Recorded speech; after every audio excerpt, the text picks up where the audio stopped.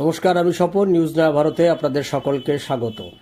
কথায় বলে অতিবার বেরো না, ঝড়ে পড়ে যাবে। এখন পশ্চিমবাংলায় একটা নতুন প্রবাদ বাক্য চালু হয়েছে, বেশিবার বেরো না, কল্যাণ ব্যানার্জি হয়ে যাবে। কল্যাণ ব্যানার্জিকে দেখছেন প্রত্যেক দিন, সে আজকে থেকে নয়, বুদ্ধদেব ভট্টাচার্যের জামানা থেকে আমরা দেখে আসতাম ও সমস্ত নেতাদের বিরুদ্ধে কুৎসিত কদাকার আক্রমণ, ব্যক্তিগত আক্রমণ, এটা কল্যাণ ব্যানার্জির একটা স্বাভাবিক ঘটনা হয়ে দাঁড়িয়েছিল। বুদ্ধদেব ভট্টাচার্যকেও ব্যক্তিগত আক্রমণ করেছে, নরেন্দ্র মোদীকে ব্যক্তিগত আক্রমণ করা, অমিত শাহকে ব্যক্তিগত আক্রমণ করা, শুভেন্দু অধিকারীকে ব্যক্তিগত আক্রমণ করা।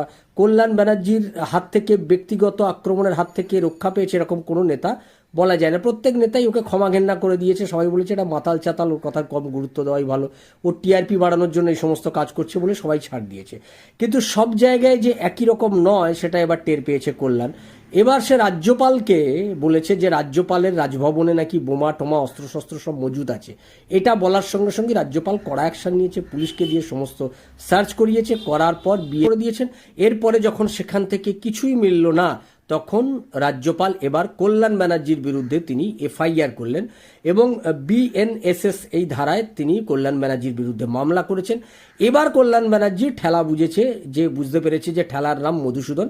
এবার তাকে পাবলিকলি সে করবে না, এটা আমরা জানি। প্রাইভেটলি রাজ্যপালের গিয়ে হাতে পায়ে ধরতে হবে, আমাকে বাঁচান, আমি ভুল করে ফেলেছি, আমাকে ছেড়ে দিন বলে কান্নাকাটি করে তাকেই গোটা ব্যাপারটা মেটাতে হবে। ফলে আমি বলবো অতিবার বেরো না, বেশিবার বাড়লে কল্যাণ ব্যানার্জির মতো হাল হবে।